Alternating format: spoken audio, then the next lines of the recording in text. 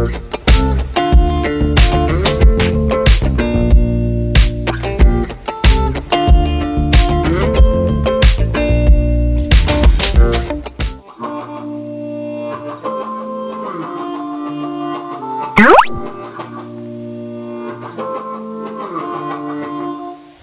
semua, di video kali ini kami akan jalan-jalan melihat revitalisasi fasilitas umum yang ada di pusat kota Denpasar.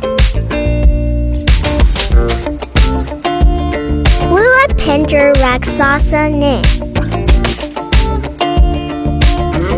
Parade penjor ini biasanya selalu ada setelah Hari Raya Kuningan dalam rangkaian tradisi ngerebong di Desa Adat Kesiman, Denpasar.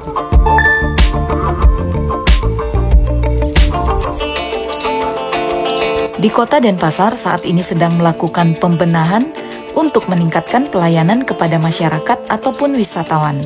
Salah satunya yaitu proyek perbaikan tempat ibadah yang ada di jantung kota Denpasar. Pura Agung Jagatnata Denpasar selain sebagai tujuan tempat ibadah agama Hindu, juga sering dikunjungi wisatawan untuk menikmati keunikan dan keindahan pura. Karena letaknya yang strategis yang bersebelahan dengan Museum Bali, yang sering dikunjungi oleh wisatawan mancanegara dan domestik. Selain itu, pura juga berdekatan dengan lapangan Puputan Badung yang sudah ditetapkan sebagai city tour di tahun 2015. Dan setiap harinya kawasan ini selalu ramai pengunjung. Ada bulan nih. Pura Jagatnata saat ini sedang mengalami perbaikan yang direncanakan selama 200 hari dari bulan Maret hingga Oktober tahun 2023. Pura yang sudah diresmikan di tahun 1968 ini biasanya menjadi tempat persembahyangan bagi warga kota, perantauan atau urban Hindu yang berdomisili di area Denpasar. Perbaikan bangunan pura yang dilakukan diantaranya yaitu Kori Agung, Balai Kulkul, Tajuk, Apit Lawang, Padu Raksa Penyengker, Tugu Karang, Balai Pawedan, Balai Gedong, dan juga Balai Gong.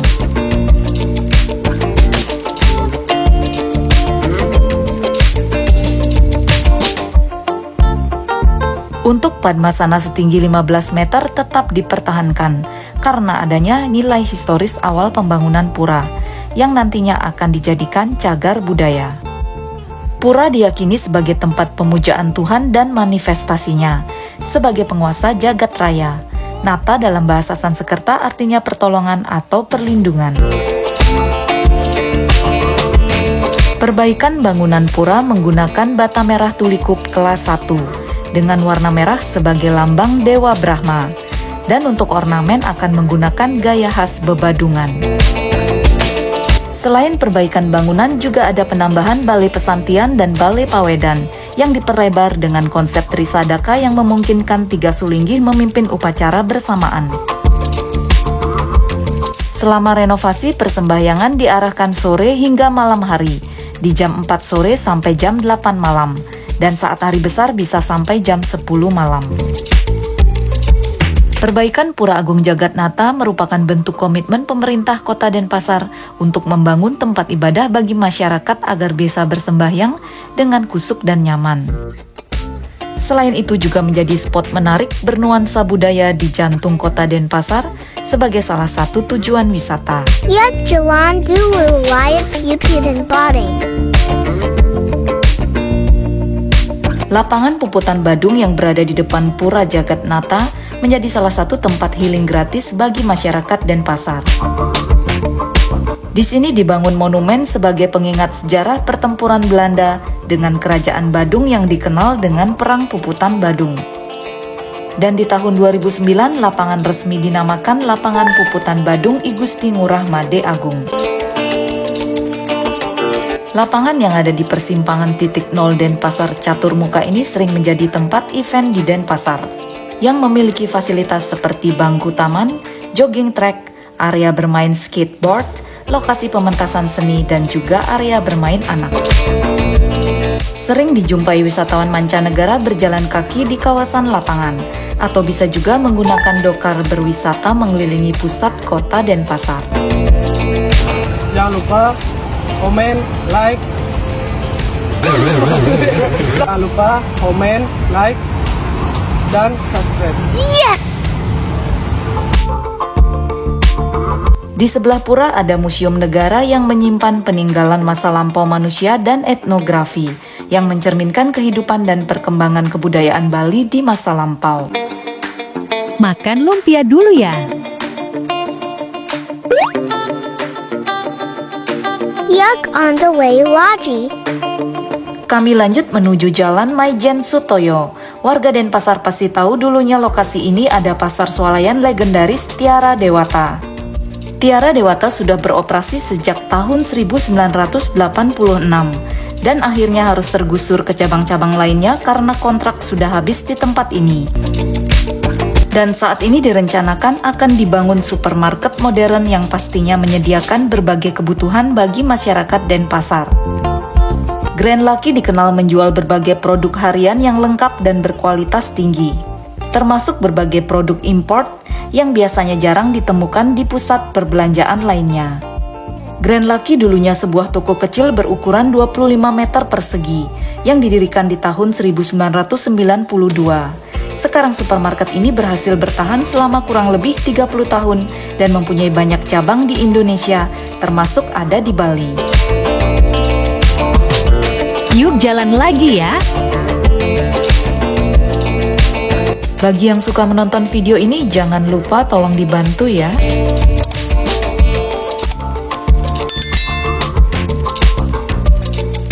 Karena sudah siang hari dan melewati jalan yang cukup macet di Denpasar, kami lanjut istirahat sejenak untuk makan siang ke sebuah restoran yang memiliki konsep pedesaan di tengah padatnya kota yang sering dikunjungi wisatawan.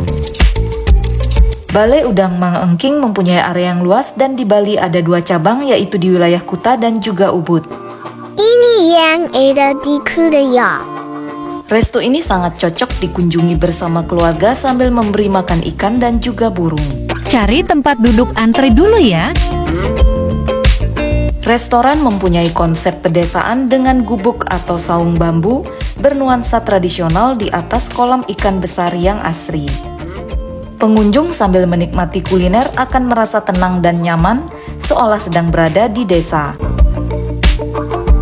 Restoran Mang Engking pertama kali ada di Jogja, dan saat ini sudah berkembang ada di 10 kota di Indonesia dengan 22 cabang. Restoran ini menjadi salah satu pelopor makanan laut dengan cita rasa Sunda. Menu makanan yang ditawarkan di sini beraneka macam makanan khas Indonesia. Ini diantaranya menu tradisional yang kami pesan.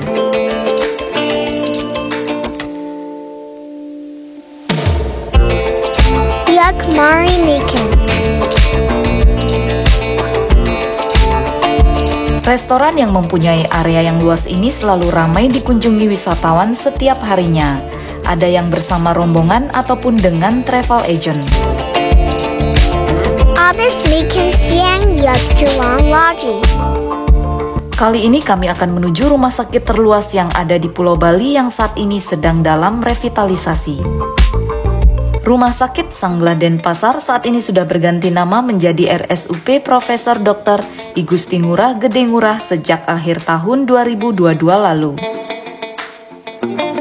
Rumah sakit yang paling familiar bagi masyarakat Bali ini adalah rumah sakit tipe A yang menjadi pusat rujukan untuk wilayah Bali, NTB, NTT, dan juga negara lain yaitu negara Timor Leste. Berdiri sejak tahun 1959, rumah sakit ini sedang menambah gedung baru dalam peningkatan pelayanan bagi masyarakat. Di antaranya gedung estetik center, gedung kesehatan ibu dan anak, gedung parkir, dan juga poliklinik. Di tahap pertama ada pembangunan gedung estetik center yang sudah terselesaikan, dan dilanjutkan pembangunan gedung lainnya yang saat ini sedang berlangsung. Groundbreaking sudah dilakukan di tahun 2022 lalu yang dihadiri oleh Menteri Kesehatan dan juga Wali Kota Denpasar. Salah satu pembangunan gedung bertujuan meningkatkan ketersediaan, aksesibilitas, dan kualitas pelayanan kesehatan ibu dan anak. Sebagai upaya Kementerian Kesehatan dalam menekan banyaknya kasus kematian seorang ibu yang disebabkan oleh pendarahan hebat dan juga hipertensi.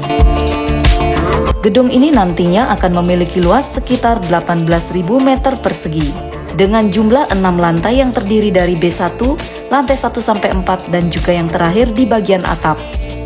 Bangunan ini direncanakan akan selesai di akhir November tahun 2023. Lanjut lihat Gading yang Yuda jadi. Di sebelah proyek gedung pelayanan kesehatan ibu dan anak, sudah berdiri megah gedung Aesthetic Center RSUP Sanglah. Gedung ini direncanakan menjadi industri terbaru dalam bidang pariwisata dan kesehatan di Pulau Dewata. Gedung ini memiliki 5 lantai dengan fasilitas unggulan, di antaranya ruang operasi kecantikan dan juga spa bertaraf internasional.